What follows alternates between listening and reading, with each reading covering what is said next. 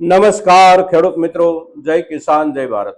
ખેડૂત ભાઈઓ, આપણી રાજ્ય સરકાર અને કેન્દ્ર સરકાર તરફથી ચોમાસુ વાવેતર 2026ના જુલાઈ મહિનાની 10 તારીખ સુધીના મુખ્ય પાકોના વાવેતરના રકબાના આંકડાઓ જે પ્રસિદ્ધ કરવામાં આવ્યા છે એ આંકડાઓની પ્રસિદ્ધિ સરકારે 13 જુલાઈના દિવસે કરી છે અને સરકારે જે આંકડાઓ વાવેતરના આપ્યા છે એ આંકડાઓ આપણા ગુજરાતના અને સમગ્ર દેશના આપણા જે કોઈ મુખ્ય વાવેતરો છે એના આંકડા એક ખેડૂત તરીકે આપણા માટે વિશ્વાસપાત્ર બહુ નથી હોતા, કારણ કે સરકારી આંકડાઓ એકઠા કરવાની જે પદ્ધતિ હોય છે એ પદ્ધતિ જ વિશ્વાસપાત્ર નથી હોતી, અથવા તો આપણે એવું પણ કહી શકીએ કે એ પાયાબંધ પદ્ધતિ નથી હોતી। તેમ છતાં પણ આ આંકડાઓની અસર બજાર ઉપર બહુ મોટી થતી હોય છે, કારણ કે આંકડાઓ વાવેતરના જે કાંઈ હોય ત્યાર પછી પ્રગતિના આંકડાઓ જે કાંઈ હોય અને પ્રગતિ પછી અંતિમ ઉપજના જથ્થાના અંદાજો સરકાર તરફથી જે કાંઈ જાહેર થતા હોય છે એની અસર બજારમાં મોટા પાયે પડતી હોય છે અને એક બાજુથી આપણે કહીએ તો બજાર મોટા ભાગે એના આધારે જ ચાલતું હોય છે। એટલે આપણા બજાર ભાવની સાથે સૌથી અગત્યનો જોડાઈ જતો કોઈ પણ મુદ્દો એટલે એ મુદ્દો વાવેતરના આંકડાથી લઈ અને આપણા ઉત્પાદનોના જથ્થાના અંદાજિત આંકડાઓ, અને તેથી આપણા માટે આ આંકડાઓ બહુ અગત્યના હોય છે। પછી આપણે ખેડૂત સમુદાય તરફથી હોઈએ તો પણ ભલે, વેપારી સમુદાય હોય તો પણ ભલે, અને દેશના બાકીના નાગરિકો હોય તો પણ ભલે, કારણ કે ઘઉંના વાવેતરનો ભાવ આપણને કેટલો મળશે એનો આધાર આપણા વાવેતર અને ઉત્પાદન ઉપર જેવી રીતે હોય છે એવી જ રીતે ઘઉંના ખેતરો જેને જોયા ન હોય એમના માટે પણ ઘઉં ખરીદવાના હોય છે, તો એને ખરીદી માટે કેટલો ખર્ચ કરવો પડશે એનો આધાર પણ આપણા જ આંકડાઓ ઉપર રહેલો હોય છે મિત્રો। એટલે ખેતીવાડીના વાવેતરના અને ઉત્પાદનના અંદાજિત આંકડાઓ જે કાંઈ આવતા હોય છે આ આંકડાઓ એટલે એકંદર કોઈ પણ સિઝનની ઉપજના બજાર ભાવનો પાયો, અને બજાર ભાવનો પાયો એટલે સરકાર તરફથી રજૂ થયેલા આંકડાઓની વિગત આપણા માટે અગત્યની હોય છે। એટલે આજે આપણે આ વિગત તરફ એક સામાન્ય નજર નાખીએ મિત્રો। આપણે આપણા ગુજરાતના વાવેતરના આંકડાઓ પણ જોઈશું અને કેન્દ્ર સરકારના આંકડાઓ પણ જોઈશું। શરૂઆત કરીએ આપણે આપણા મકાઈ એરંડા જેવા પાકોથી અને આપણા કપાસ અને મગફળીના વાવેતર સુધીના આંકડાઓ સુધી આપણે જઈશું મિત્રો। તો સૌ પહેલા આપણે મકાઈના વાવેતર તરફ એક નજર નાખીએ તો મકાઈ આપણા ગુજરાતમાં સરેરાશ વાવેતર જે થાય છે એ વાવેતરનો વિસ્તાર છે હેક્ટરના માધ્યમથી આપણે જોઈએ તો લગભગ 3.5 લાખ હેક્ટરથી લઈ અને 3 લાખ હેક્ટર સરેરાશ વાવેતર। આ વર્ષે વાવેતર થયું છે 1,54,000 હેક્ટર અને ગયા વર્ષે જુલાઈ મહિનાની 10 તારીખ સુધીનું જે વાવેતર હતું એ વાવેતરનો આંકડો લગભગ 1,60,000 હેક્ટરનો હતો। હવે મકાઈનો રાષ્ટ્રીય વાવેતરનો જે રકબો છે એ રકબો છે 90 લાખ હેક્ટર। આ વર્ષે 10 તારીખ સુધીમાં થયેલા વાવેતરનો રકબો એટલે 56 લાખ હેક્ટર અને ગયા વર્ષે આ જ સમયગાળા દરમિયાન થયેલું વાવેતર એટલે 70 લાખ હેક્ટર। ત્યાર પછી આપણે એરંડા જોઈએ તો એરંડામાં આપણા ગુજરાતમાં જે વાવેતર થાય છે એ વાવેતરનો વિસ્તાર છે લગભગ 7 લાખ હેક્ટર વિસ્તાર, અને એરંડાનું વાવેતર દેશમાં માત્ર 3 થી 4 રાજ્યો પૂરતું જ થાય છે અને એમાં પણ સૌથી વધારે વાવેતર આપણા ગુજરાતમાં, બીજા ક્રમે આપણું પડોશી રાજ્ય રાજસ્થાન અને ત્યાર પછી આંધ્ર તેલંગાણા। એટલે આ 4 રાજ્યો પૂરતું જ વાવેતર છે અને એરંડાનું વાવેતર હંમેશા જુલાઈ મહિનો પૂરો થાય ત્યારે એકંદર પ્રગતિમાં આવતું હોય છે અને ઓગસ્ટ મહિનામાં બહુ ઝડપથી વાવેતરનો રકબો વધતો હોય છે। એટલે અત્યાર સુધીના જે આંકડાઓ આવ્યા છે એ આંકડાઓ બહુ નીચા અવશ્ય છે, પણ જુલાઈ પૂરો થાય ત્યાં સુધીમાં અને ઓગસ્ટ મહિનામાં અવશ્ય આંકડાઓમાં મોટે પાયે વધારો થઈ જઈ શકે છે। આપણે ત્યાં થયેલું વાવેતર અત્યાર સુધીનું એટલે માત્ર 6,000 હેક્ટર વિસ્તાર, ગયા વર્ષે 10 જુલાઈ સુધીમાં થયેલું વાવેતર હતું 20,000 હેક્ટર વિસ્તાર। રાષ્ટ્રીય વાવેતરનો જે રકબો છે એરંડાનો એ રકબો એટલે 10 લાખ હેક્ટર, જેમાંથી આ વર્ષે સમગ્ર દેશનું થયેલું વાવેતર 10 જુલાઈ સુધીનું 14,000 હેક્ટર સામે ગયા વર્ષે થયેલું વાવેતર હતું 24,000 હેક્ટર વિસ્તાર। ત્યાર પછી આપણે ડાંગર જેવા પાક તરફ નજર કરીએ તો ડાંગરનો પાક એટલે આપણા દેશનો ચોમાસુ વાવેતરનો સૌથી વધારે વિસ્તાર ધરાવતો પાક છે અને આપણા ગુજરાતમાં જે ડાંગરનું વાવેતર થાય છે એ વાવેતરનો વિસ્તાર છે લગભગ 9 લાખ હેક્ટર વિસ્તાર। આ વર્ષમાં થયેલું વાવેતર એટલે 1 લાખ હેક્ટર વિસ્તાર, ગયા વર્ષે જે વાવેતર થયેલું હતું આ સમયગાળા સુધીનું એ વાવેતર એટલે 1,35,000 થી લઈ અને 1,40,000 હેક્ટર વિસ્તાર સામે રાષ્ટ્રીય વાવેતરનો આંકડો લગભગ 4 કરોડ અને 40-45 લાખ હેક્ટર વિસ્તારનો છે. એમાંથી આ વર્ષે થયેલું વાવેતર 1 કરોડ અને 15 લાખ હેક્ટર. ત્યાર પછી અગત્યનો કઠોળ પાક ચોમાસુ વાવેતરનો એટલે તુવેરનો પાક. તુવેરનો પાક આપણા ગુજરાતમાં જે વવાય છે એ વાવેતરનો એવરેજ એટલે કે છેલ્લા 2-3 વર્ષ દરમિયાનનો જે રકબો છે એ રકબો એટલે 2,55,60,000 હેક્ટર. એમાંથી આ વર્ષે થયેલું વાવેતર અત્યાર સુધીનું 55,000 હેક્ટર. ગયા વર્ષે આ જ સમયગાળા દરમિયાન થઈ ગયેલું વાવેતર છે 81,000 હેક્ટર. રાષ્ટ્રીય વાવેતરનો તુવેરનો જે રકબો છે એ લગભગ 42 લાખ થી લઈ અને 45 લાખ હેક્ટર વિસ્તાર છે. ગયા વર્ષે થયેલું વાવેતર 28 લાખ હેક્ટર હતું અને આ વર્ષે જે વાવેતર થયું છે સમગ્ર દેશમાં તુવેરનું એ વાવેતર માત્ર 20 લાખ હેક્ટર વિસ્તારમાં થયું છે.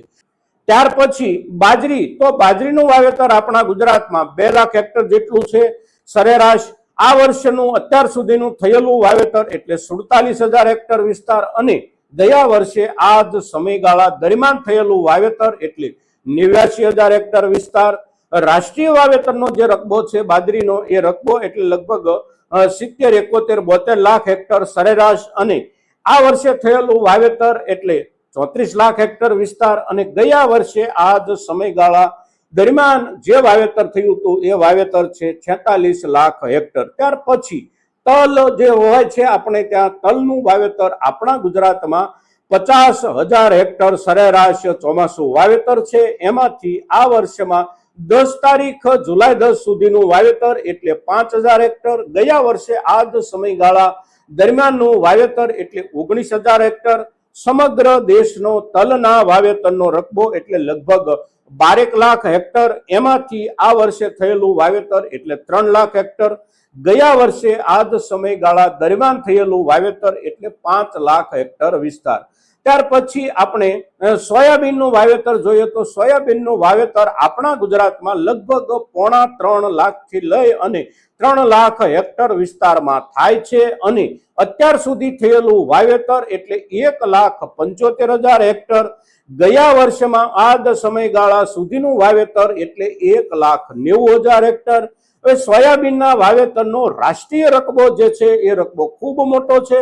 સોયાબીનનું રાષ્ટ્રીય વાવેતર એટલે 1 કરોડ અને 25 લાખથી લઈ અને લગભગ 30 લાખ હેક્ટર વિસ્તાર અને આ વર્ષનું થયેલું વાવેતર સમગ્ર દેશનું એટલે 90 લાખ હેક્ટર વિસ્તાર.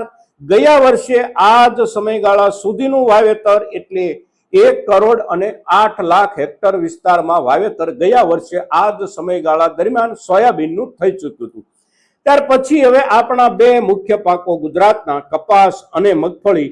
તો કપાસનું વાવેતર આપણા ગુજરાતમાં એવરેજ જે છે સરેરાશ છેલ્લા 2-3 વર્ષ દરમિયાનનું એ વાવેતર એટલે 24 લાખ હેક્ટર આસપાસનો વિસ્તાર. એમાંથી અત્યાર સુધીમાં એટલે કે 10 જુલાઈ સુધીમાં થઈ ગયેલું વાવેતર એટલે લગભગ 17 લાખ હેક્ટર વિસ્તાર અને ગયા વર્ષે આ જ સમયગાળા દરમિયાન થયેલું વાવેતર એટલે 19 લાખ હેક્ટર વિસ્તાર. હવે કપાસનો જે રાષ્ટ્રીય રકબો છે આપણો એ રાષ્ટ્રીય રકબો એટલે 1 કરોડ અને 22-25 લાખથી લઈ અને 26 લાખ હેક્ટર વિસ્તાર. એમાંથી અત્યાર સુધીમાં થઈ ગયેલું વાવેતર કેન્દ્ર સરકારના કહેવા પ્રમાણે 80 લાખ હેક્ટર અને ગયા વર્ષે આ જ સમયગાળા દરમિયાન વાવેતર જે થયું હતું એ વાવેતર હતું 94-95 લાખ હેક્ટર વિસ્તાર. ત્યાર પછી આપણો મગફળીનો પાક. તો મગફળીના પાકમાં આપણા ગુજરાતમાં જે વાવેતર થાય છે એ વાવેતર સરેરાશ 19 લાખ હેક્ટર થી લઈ અને 20 લાખ હેક્ટર આસપાસ રહેતું હોય છે. આ વર્ષનું વાવેતર થયું છે અત્યાર સુધીમાં એ વાવેતર એટલે લગભગ 13.5 લાખ થી લઈ અને 14 લાખ હેક્ટર વિસ્તાર. ગયા વર્ષે થયેલું વાવેતર અત્યાર સુધીનું જે હતું એ હતું 18 લાખ હેક્ટર વિસ્તાર.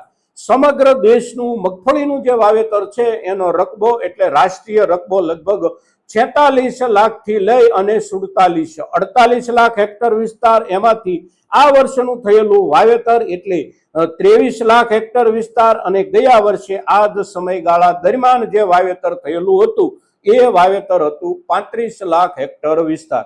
હવે આ પ્રમાણે આ જે આપણા મુખ્ય વાવેતર જે છે એ તમામ વાવેતરના રકબાનો અત્યાર સુધીનો જે સરકારે જાહેર કરેલો આંકડો છે આ આંકડો સંપૂર્ણપણે વિશ્વાસપાત્ર નથી હોતો. આપણે કોઈ ખેડૂતો એને પૂરેપૂરા વિશ્વાસથી સ્વીકારતા નથી. સાથે એવી જ રીતે વેપારી સમુદાયો તરફથી પણ વાવેતરથી માંડી અને ઉત્પાદનના આંકડાઓના અંદાજો અવશ્ય આવતા હોય છે, પણ એ આંકડાઓ અને એ અંદાજો સાથે પણ આપણે ખેડૂત સમુદાય બહુ ઓછા સહમત થતા હોઈએ છીએ.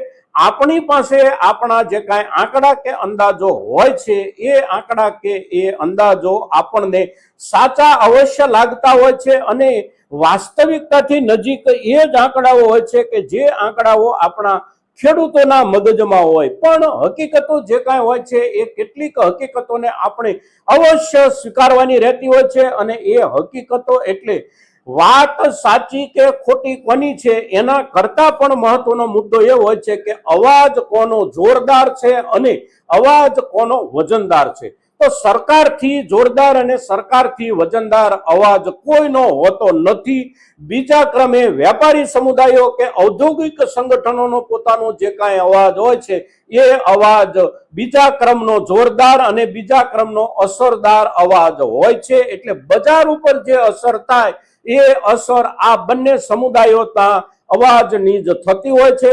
સરકારનો અવાજ અને વેપારી કે ઔદ્યોગિક સમુદાય તરફથી રજૂ થતા કોઈ પણ આંકડાઓ કે અંદાજોના આધારે બજાર પોતાના નિર્ણયો કરતું હોય છે. આપણી પાસે જે કાંઈ આપણા અંદાજો હોય એ અંદાજો સાચા અવશ્ય હોઈ શકે છે, પણ આપણી જે મુશ્કેલી છે એ મુશ્કેલી એટલે આપણી વાત માત્ર આપણા પૂરતી જ હોય છે. એટલે કે હું વાત કરું અંદાજોની તો એ મારા પોતાના આધાર ઉપર હોય છે. બીજા કોઈ ખેડૂત તરીકે તમે વાત કરો છો તો તમારી વાત પણ તમારા વ્યક્તિગત ધોરણે જ હોય છે. આપણી પાસે એવું કોઈ સંગઠન નથી કે જે સંગઠન વ્યવસ્થિત પદ્ધતિના આધારે આંકડાઓ એકઠા કરતું હોય. જો એવું આપણી પાસે સંગઠન હોય અને પદ્ધતિ આપણી જે હોય એ પદ્ધતિ પાયાબંધ રીતે સારામાં સારી રીતે ગોઠવાઈને કામ કરતી પદ્ધતિ હોય અને એના આધારે આપણે આંકડા એકઠા કરતા હોઈએ અને એ આંકડાઓ આપણે ડોમેનમાં એટલે કે પબ્લિક ડોમેનમાં રાખતા હોઈએ અથવા તો સરકાર સામે રજૂ કરતા હોઈએ અથવા તો વેપારી સંગઠનો તરફથી રજૂ થતા આંકડાઓની સામે આપણે આપણા આંકડાઓ રાખી શકીએ એવી સંગઠનીય માળખાકીય વ્યવસ્થાના આધારે તૈયાર કરેલા આંકડાઓ આપણી પાસે હોય તો જ આપણા આંકડાઓ કે આપણી વાતનો એક વજન બને, આપણી વાતનો એક અવાજ સંભળાય. પણ એ સ્થિતિમાં આપણે નથી. એટલે આપણી વાત 100% સાચી હોય તો પણ એના તરફ કોઈ ધ્યાન આપી શકે નહીં, કારણ કે ધ્યાન આપવા માટેનું જે વજન જોઈએ એ વજન આપણી વાતમાં સંગઠનના અભાવે નથી બનતું મિત્રો. અને તેથી આપણી પાસે જે કાંઈ આપણા અંદાજો હોય એ અંદાજો આપણા પોતાના હોય છે.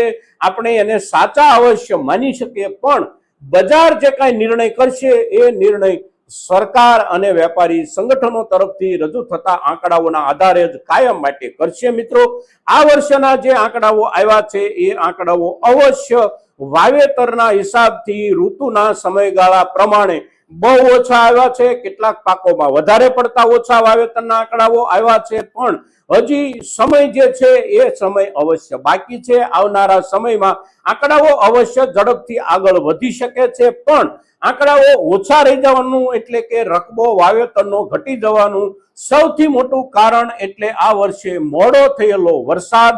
મોડો વરસાદ થયા પછી પણ હજી કેટલાક વિસ્તારો સંપૂર્ણપણે વાવણી લાયક વરસાદથી વંચિત છે, આપણા ગુજરાતમાં પણ અને દેશના ખૂબ મોટા કૃષિ વાવેતર વિસ્તારોમાં પણ. અને તેથી એ જ કારણસર અત્યાર સુધી યોગ્ય રૂપમાં વાવેતરના રકબાના આંકડાઓ નથી આગળ વધી શક્યા. હવે આગળના સમયમાં જે કાંઈ થાય એ અવશ્ય પાછોતરા વાવેતર હશે અને પાછોતરા વાવેતર આખરે પૂરેપૂરા વિસ્તારમાં થઈ જાય તો પણ અંતિમ ઉત્પાદન ઉપર એની બહુ મોટી અસર અવશ્ય પડતી હોય છે, કારણ કે આપણા ચોમાસુ વાવેતર પૈકી કેટલાક પાકો એવા છે કે જુલાઈ મહિનો પાછળના પખવાડિયામાં દાખલ થઈ જાય એટલે ત્યાર પછી થતા વાવેતરો આપણા 60% ઉત્પાદન માંડ આપતા હોય છે એવરેજ ઉત્પાદનની સામે. એટલે આ મુદ્દો બહુ અગત્યનો થઈ જાય છે. ઓગસ્ટ મહિનો આવતા સુધીમાં વાવેતર ગયા વર્ષના વાવેતરના રકબાની સાથે થઈ જાય વિસ્તારના હિસાબથી તો પણ ઉત્પાદન ગયા વર્ષના જથ્થાના ધોરણે પહોંચી શકવાની સંભાવનાઓ આ વર્ષે દરેક ઉપજમાં ઓછી છે. આ મુદ્દો આપણે અવશ્ય ધ્યાનમાં રાખવાનો છે અને આ મુદ્દાને ધ્યાનમાં રાખી અને આપણે આ વર્ષની ઉપજની આવનારી બજાર સિઝનનું મૂલ્યાંકન કરવાનું છે. મિત્રો, આજના દિવસે વાવેતર અંગેની આંકડાકીય માહિતી આપ સૌની સામે જ્યારે રજૂ કરી રહ્યા છીએ ત્યારે આપણી આ માહિતી આપણા ખેડૂત સમુદાય માટે તો અગત્યની છે જ, પણ ઇનડાયરેક્ટલી જે ખેડૂતો નથી એવા વર્ગ માટે પણ આ માહિતી બહુ અગત્યની છે અને તેથી મહત્તમ નાગરિકો અને આપણા ખેડૂત સમુદાય સુધી આપણી આ માહિતી પહોંચે એને માટે આપ સૌના પ્રયાસોની અપેક્ષા સાથે જય કિસાન, જય ભારત.